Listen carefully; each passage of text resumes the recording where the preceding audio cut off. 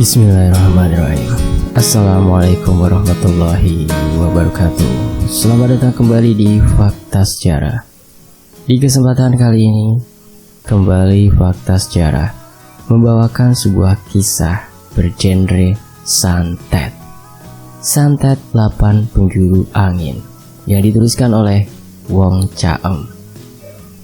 Santet adalah proses mencelakakan, merugikan, dan bertindak jahat yang dilakukan seseorang atau dukun dengan menggunakan ilmu hitam. Bisa dilakukan jarak dekat dan jarak jauh. Namun, kebanyakan jarak jauh dengan berbagai media. Nama lain daripada santet adalah tenung, teluh, dan lain-lain. Sejak zaman Nabi, santet atau ilmu hitam sudah ada. Bahkan zaman Android seperti sekarang pun santet tetap eksis. Terkadang di kalangan masyarakat kita, hal-hal mengenai santet masih ada sebagian yang tidak percaya. Selalu timbul pro dan kontra. Karena apa? Karena hal-hal mengenai santet sangat sulit dibuktikan secara ilmiah, tidak masuk ke dalam logika kita. Dan sebelum kita masuk ke selengkapnya, mari kita berdoa. Bismillahirrahmanirrahim. Allahumma sholli ala sayyidina Muhammad. Ini dia selengkapnya.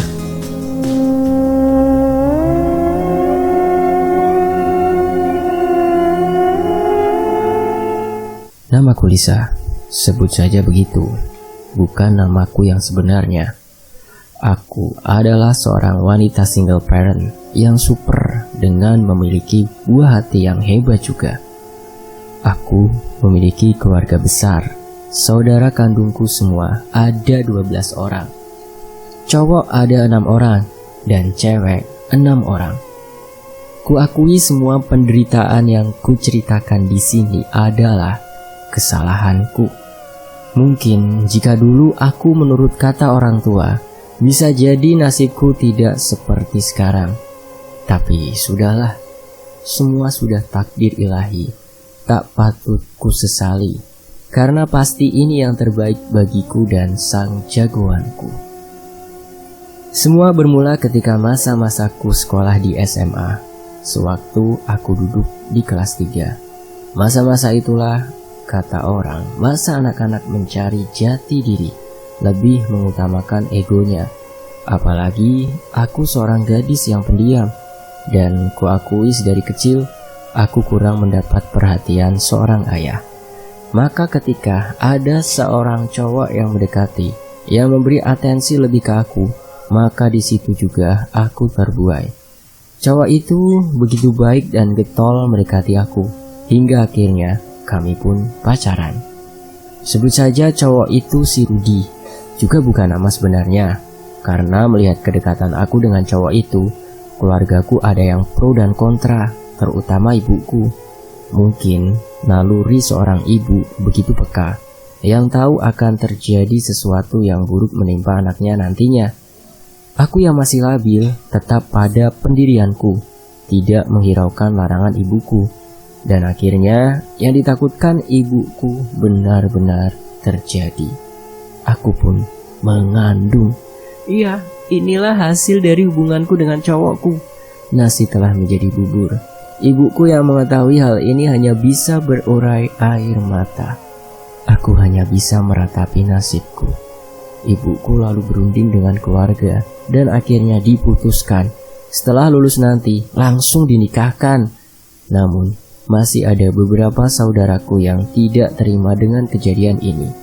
Abang-abangku merasa tersinggung dengan cowokku karena telah menodai adiknya, dan itu berarti telah merusak masa depan adiknya. Keputusan sudah bulat. Abang-abangku terpaksa harus menuruti hasil tersebut. Dari pihak keluarga cowok pun sudah bertemu dengan keluarga besarku, dan akhirnya memang harus segera dinikahkan. Kebetulan hari kelulusanku tinggal 2 pekan lagi, jadi waktuku tidak banyak untuk menyiapkan keperluan menikah. Hingga waktu tersisa 7 hari lagi. Di sekolah, aku hari itu tak melihat batang hidung cowokku. Handphonenya tidak aktif. Seharian aku menanti, tetap tak ada dia. Aku coba tanyakan dengan teman-teman akrabnya. Sungguh, jawaban yang kudapat dari teman-temannya di luar dugaanku. Si Rudi ternyata telah berangkat meninggalkan kota kelahiranku. Tanpa pikir panjang lagi, segera aku pergi menuju rumah cowokku. Ketika aku datang ke rumahnya, semua keluarganya hanya terdiam dan tak ada yang bisa memberi jawaban yang memuaskan. Aku tak mampu lagi membendung air mataku. Sambil menangis, aku caci maki semua keluarga cowokku. Tak ada lagi akalku bermain. Begitu meletup-letup amarahku. Setelah semua perkataan kotorku telah habis keluar dari mulutku, aku pun berlari pulang. Tanpa kusadari dengan ucapan itu, disitulah awal penderitaanku yang lebih besar yang akan kualami kelak bersama anakku. Astagfirullahaladzim. Keluarga besarku yang mengetahui kejadian itu lalu mendatangi pihak keluarga cowokku. Terjadilah ketegangan antara keluargaku dan keluarga cowokku. Abang-abangku yang sedari tadi menahan diri akhirnya tak mampu lagi bersabar. Maka terjadilah pemukulan terhadap salah satu keluarga cowokku. Tidak sempat berlarut perkelahian tersebut karena dipisahkan oleh masing-masing pihak keluarga. Hingga akhirnya keluarlah kata-kata yang mengancam keluargaku. Salah satu pihak keluarga cowokku mengatakan, "Aku bersumpah akan membalas semua perbuatan kalian. Akan kubuat keluargamu menderita. Ingat itu." Ibuku terkejut mendengar hal itu. Tapi tidak dengan abang-abangku. "Silakan saja, kami tunggu," tantang abangku. Sebulan pasca kejadian itu, aku pun telah dinyatakan lulus sekolah dengan nilai pas-pasan. Bagiku tak masalah, karena memang aku gak ada rencana untuk melanjutkan sekolahku. Dan tanpa terasa, perutku pun semakin bertambah besar. Bulan itu juga kejadian-kejadian buruk dan menyeramkan mulai kualami. Suatu malam, aku bermimpi. Dalam mimpi itu, cowokku mendatangiku. Wajah yang terlihat memang wajah cowokku, tapi ada yang berbeda. Pada wajahnya terlihat hitam gosong, matanya hitam semua. Terlihat wajah cowokku itu begitu marah besar. Di mimpi itu cowokku memarahiku, memaki-maki aku. Aku tidak bisa berbuat apa-apa, hanya bisa menangis. Berusaha teriak memanggil-manggil ibuku dan saudara-saudaraku yang lain, tapi tak ada suara pun yang keluar dari mulutku. Tak ada seorang pun yang membantuku di mimpi itu. Aku tak mampu berbuat apa-apa. Serasa freeze semua anggota tubuhku. Hanya air mata saja yang berurayan. Pandanganku hanya tertuju pada sosok cowokku itu. Tak berapa lama, dalam mimpi itu muncul lagi beberapa sosok yang aneh-aneh dan mengerikan. Sosok-sosok itu sama dengan yang sering kulihat di film-film horor. Aku kira selama ini sosok itu hanya dongeng saja. Ternyata memang ada. Di sisi kiri dan kanan cowokku itu sudah berdiri macam-macam demit. Ada si Kunti yang tertawanya begitu melengking. Ada si Gondrong atau Genderuwo dengan erangannya yang menggetarkan. Serta sosok beberapa perempuan yang wajahnya tidak karuan bentuknya.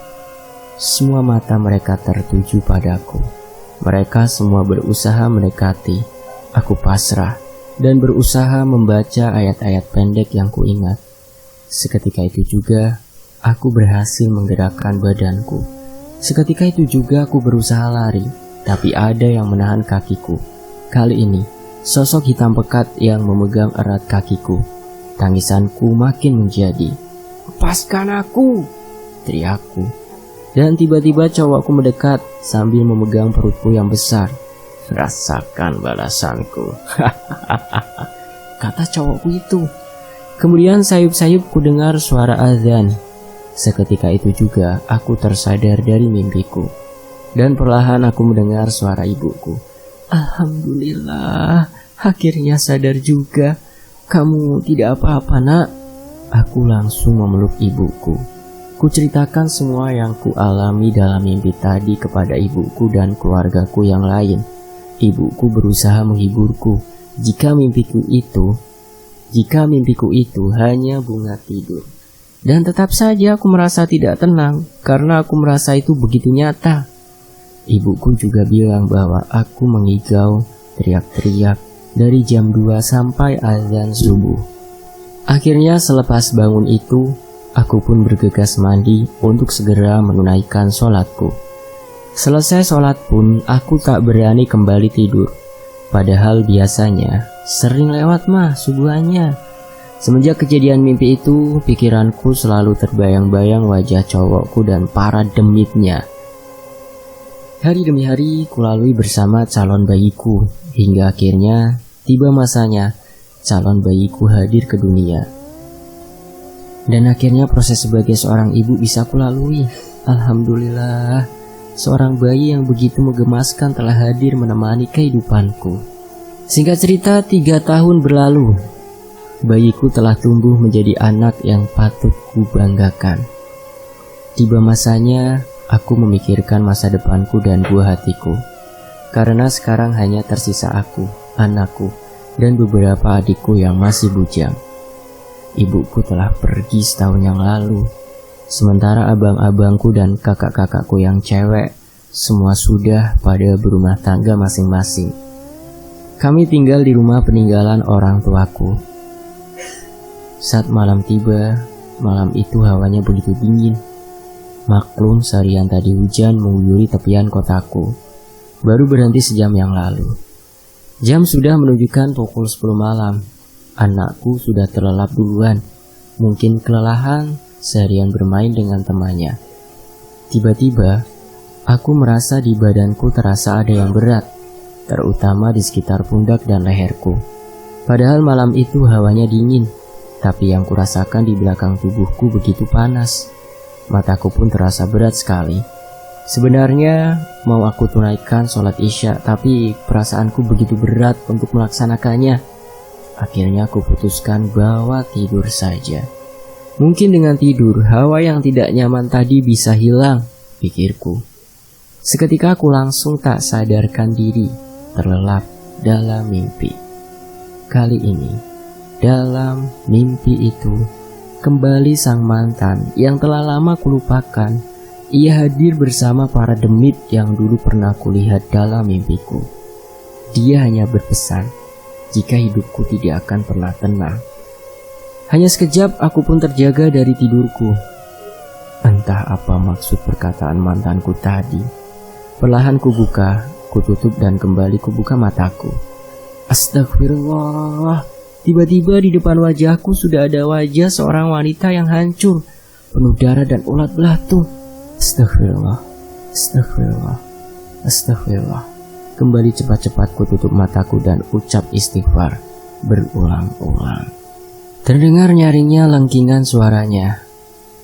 Entah ku baca ayat-ayat apa saja yang kuingat. Al-Fatihah, Al-Ikhlas, doa makan, bahkan mungkin doa buka puasa pun kuucapkan karena saking paniknya aku. Mungkin ada sekitar setengah menit. Tidak kudengar lagi lengkingan suaranya. Perlahan kuintip dengan membuka satu mataku.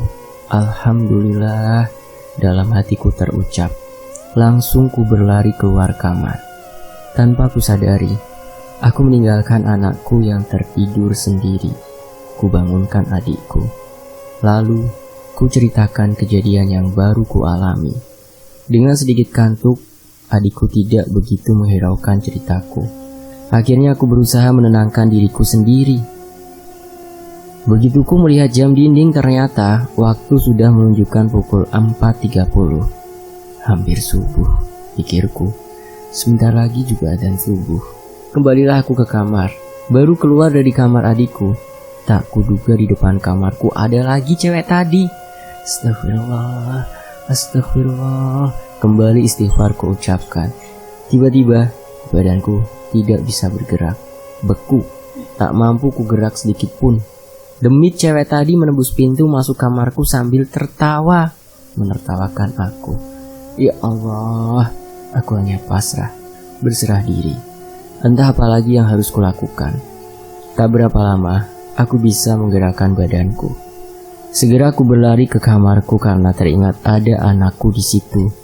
Aku coba buka pintu kamar. Tidak bisa terbuka, padahal pintu itu tidak ada kuncinya. Maka tambah panik diriku. Ku coba terus membukanya sambil membaca ayat-ayat pendek dan akhirnya terbukalah pintu itu. Astagfirullah, ya Allah, di mana anakku? Pikirku dalam hatiku. Rasanya jantung ini mau lepas dari badanku. Kemana anakku? Apa jangan-jangan dibawa mereka para demi tadi? Ku buka jendela kamarku. Coba lihat keluar. Kosong. Ku cari ke sisi lain dari ranjangku. Dan ternyata anakku ada di bawah ranjang. Mungkin terjatuh waktu tidur. Alhamdulillah, ku lihat anakku masih terlelap tidurnya. Langsung ku angkat anakku untuk pindah ke kamar adikku yang lain. Karena lelahnya aku sampai lalai menjalankan kewajibanku sebagai muslimah. Keesokan harinya, aku ceritakan kejadian itu pada orang di rumah. Tak ada satupun yang percaya dengan yang ku alami. Mereka malah menertawakan aku. Begitu juga kakak-kakakku. Mereka pikir hanya halusinasiku. Kejadian ini terus berulang-ulang selama seminggu. Tetap saja tak ada yang percaya dengan ceritaku. Hingga akhirnya, ada salah satu adikku mengalami hal yang sama. Hanya bedanya, dia melihat sosok hitam besar yang berbulu. Sejak kejadian itu, satu persatu keluargaku mulai percaya dengan omonganku. Sebulan kemudian, atas inisiatif keluargaku, maka kami mengundang seorang yang memiliki kelebihan, yang kebetulan direkomend oleh teman. Sebut saja Pak Dejon. Karena beliau minta dipanggil begitu. Dan si Din agak harat juga pinanya. Kata teman, si Din nih jago banget. Kalau kesah, ngusir dedemit. Hampir semua dedemit buka bila ketemu si Din. Mungkin dalam hatiku lari mendekat kalah. Karena aku punya feeling orang ini kurang meyakinkan bisa mengatasi masalah keluargaku. Setibanya di rumah kami, Pak Dejon langsung action. Katanya, beliau sudah dapat perlawanan dari demit di rumah itu. Aku hanya bisa kernyitkan dahiku. Makin bertambah kecurigaanku setelah beberapa menit melakukan ritual. Maka clearlah urusan Pak Dejon. Kata beliau di demitnya udah pada buka. Demi menghormati si Din, aku pun mengucapkan banyak terima kasih. Padahal dalam hatiku, rumah ini belum bersih. Karena hawanya masih terasa tidak nyaman. Semenjak hari itu, suasana di rumah kami bukannya bertambah nyaman. Semua jadi tambah runyam. Setiap hari ada aja yang diributkan. Padahal hanya hal-hal sepele. Aku pun semakin lelah. Selain gangguan dari demit, masalah dengan saudara juga jadi tambah buruk. Sementara masa depanku, kurasakan semakin gak jelas. Setiap aku mau memulai sebuah hubungan dengan pria lain, pasti gagal. Pernah kutanyakan dengan pria yang pernah mendekati aku. Kata mereka yang dilihat dari aku itu bukan sosok aku, tapi sosok wanita yang menyeramkan. Astagfirullah. Sampai begitu pengaruh negatif itu. Bulan berganti bulan, setahun telah berlalu, tak banyak yang berubah. Semua hanya stuck di tempat itu. Lagi dan lagi. Pernah aku coba ikuti sebuah acara ruqyah massal, namun hasilnya hanya malah jadi bahan ketawaan. Orang yang meruqyah aku malah terkejut ketika aku hanya menertawakan mereka. Aku tahu itu bukan aku lagi yang tertawa. Dan ketika aku diberi air pun malah aku sembur ke muka peruqyahnya. Semua tanpa ku sadari. Singkat cerita, setahun kemudian aku berusaha untuk hijrah. Berusaha aku lawan, aku buang semua hal-hal buruk yang ada di diriku. Aku mohon ampunan dari Allah. Aku berniat merubah diriku. Aku putuskan berhijab. Bukan karena lagi tren hijab, tapi memang niatku untuk berubah. Banyak saudara-saudaraku yang heran dengan perubahanku, tapi mereka semua support. Walau aku telah berubah, tapi tidak dengan demit yang ada di dalam tubuhku. Entah sejak kapan dia bisa bersemayam di tubuhku. Perlahan-lahan, banyak hal yang mulai kupahami dari agamaku. Majelis taklim pun aku ikuti walau tak rutin. Ibadah sholat 5 waktu berusaha aku giatkan walau masih bolong-bolong dan tak tepat waktu. Hingga suatu hari, entah ini hidayah atau memang sudah jalanku, aku dipertemukan dengan sebuah keluarga dari teman kakakku. Mereka sepasang suami istri yang masih terlihat muda, mungkin sekitar 30 sampai 40 tahun usianya. Kedua orang ini terlihat sederhana. Terlihat dari tutur kata mereka sudah membuat aku bergetar. Ketika aku menjabat tangan mereka untuk bersalaman, ada sebuah energi yang kurasakan dan itu kontras dengan sesuatu yang ada di tubuhku. Astagfirullah, apa ini? Dalam hatiku, badanku terasa bergetar hebat, tapi sengaja ku tutupi depan mereka. Walau sebenarnya mereka sudah tahu, karena aku melihat ekspresi wajah mereka. Sepasang suami istri itu adalah Mas Ray dan Mbak Tia, bukan nama sebenarnya, sebut saja begitu ya. Malam itu juga aku diruqyah oleh Mas Ray dan istri. Di rumah mereka sudah hadir beberapa kerabat tuan rumah. Tak perlu waktu lama, setelah aku diberi minum air yang diberi Mas Ray, langsung aku tertawa meringkih.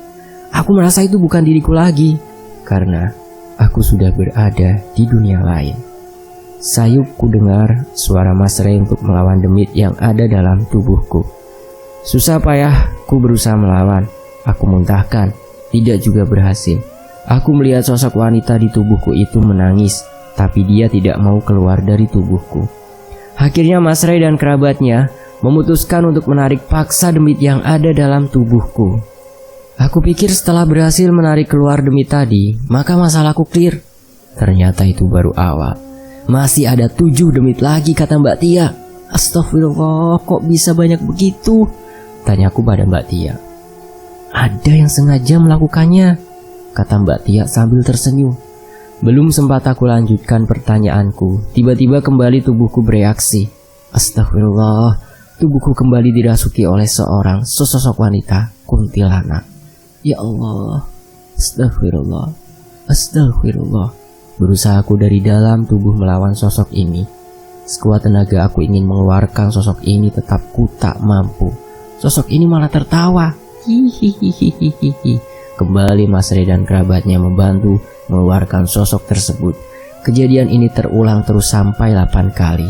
Betapa lelahnya diriku, banyak menguras energi dan pikiranku, hingga akhirnya proses ruqyah itu pun selesai. Setelah proses ruqyah itu, ada sedikit perbedaan yang kurasakan. Badan tidak lagi terasa berat seperti biasanya.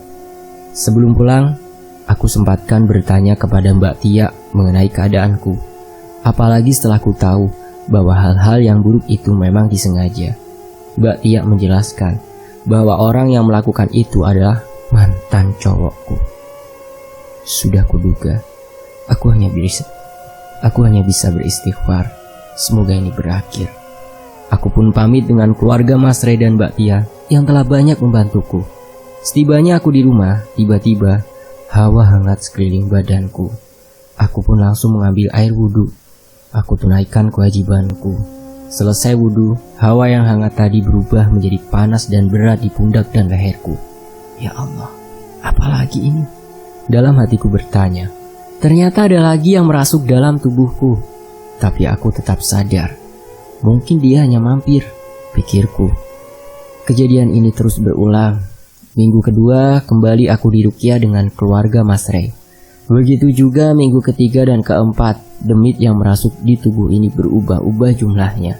Kadang ada 3, kadang ada 5. Ya Allah, aku hanya bisa pasrah. Mungkin karena sudah terlalu sering bertemu, kami sudah seperti keluarga sendiri dengan keluarga Mas Ray. Hingga akhirnya suatu hari, kakakku cewek yang telah berkeluarga minta diruqyah juga. Nah, disinilah mulai terkuak sedikit demi sedikit tentang masalahku. Sekejap, kakakku dan suaminya diberi air yang dibacakan doa oleh Mas Ray. Kakakku yang cewek tidak bereaksi, malah kakak iparku yang langsung berubah berontak. Setelah dinetralisir oleh Mas Ray, iparku pun tersadar. Selang beberapa detik tiba-tiba iparku kembali berubah, namun kali ini lebih tenang. Ternyata yang masuk dalam raga iparku adalah pedatuan keluargaku. Beliau sebenarnya sudah lama di sisi kakakku yang cewek. Hanya belum bisa berbuat banyak karena keturunan beliau belum bersih dan belum yakin benar dengan hal-hal mistis. Dari datuk jugalah akhirnya aku tahu lebih banyak lagi mengenai masalahku. Kenapa aku bisa dimasuki demit yang tidak hanya satu atau dua, dan itu kebanyakan kuntilanak? Ujar datuk aku terkena kiriman atau santet dari mantan cowokku. Santet itu dengan media foto.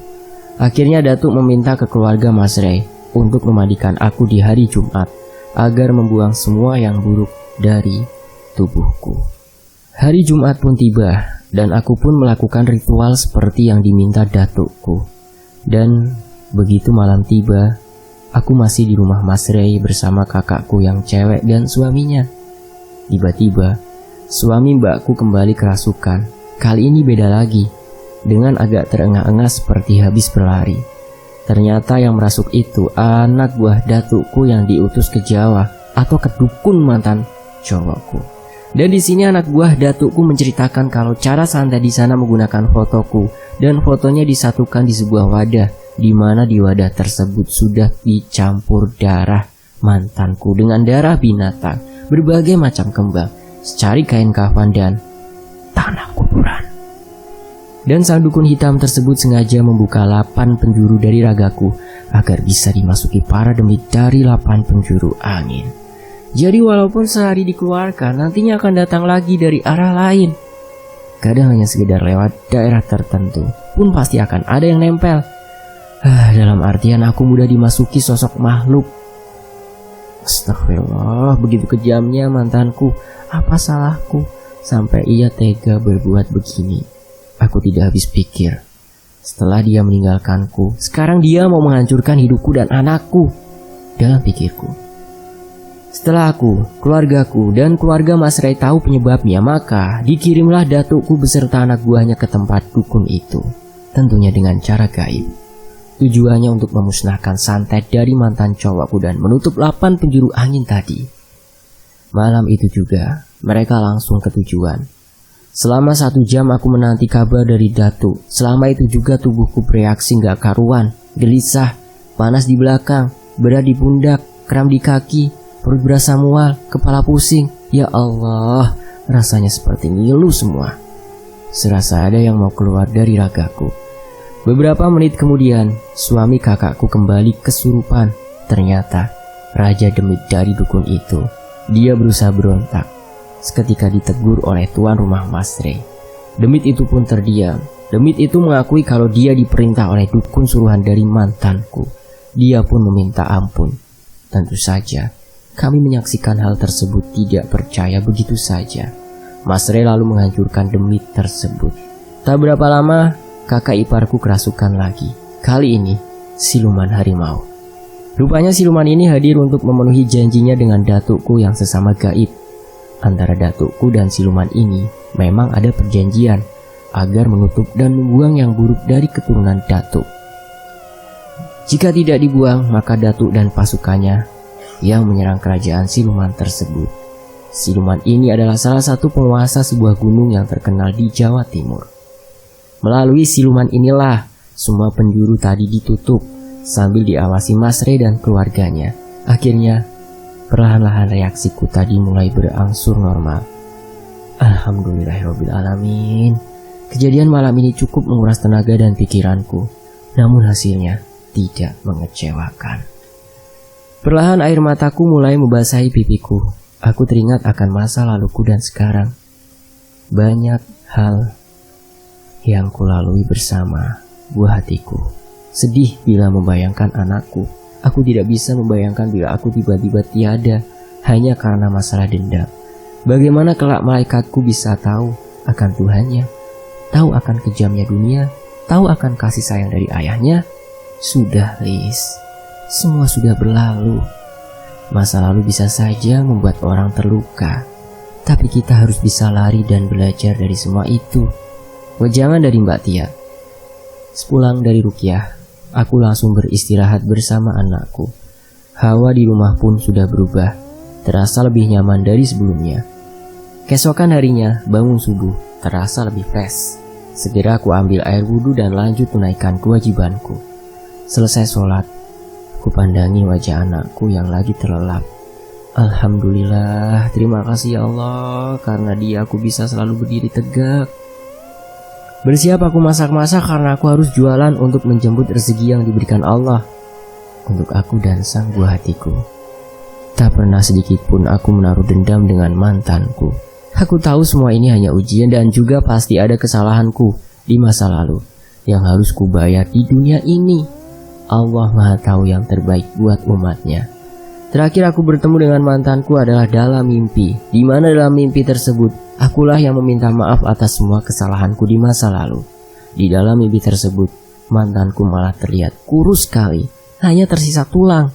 Dia hanya bisa tertunduk malu. Mungkin ini ganjaran Tuhan untuk dirinya. Wallahu a'lam bishawab. Aku pun bisa melepas masa lalu itu dengan senyuman. Senyuman terindah bersama malaikat kecilku. Wassalam. Kisah ini selesai. Cinta itu bukan membawa tangis, bukan buat putus asa, tetapi cinta itu menguatkan hati, menghidupkan pengharapan. Yang terbaik bukanlah yang datang dengan segala kelebihannya, namun yang tidak pergi karena segala kekurangan kita. Hanya untuk malaikat kecilku. Terima kasih buat teman-teman yang udah mau nyimak kisah ini, dan makasih banget juga untuk penulisnya. Saya pamit undur diri. Wassalamualaikum warahmatullahi wabarakatuh. Sampai jumpa di kisah lainnya. Tetapi fakta sejarah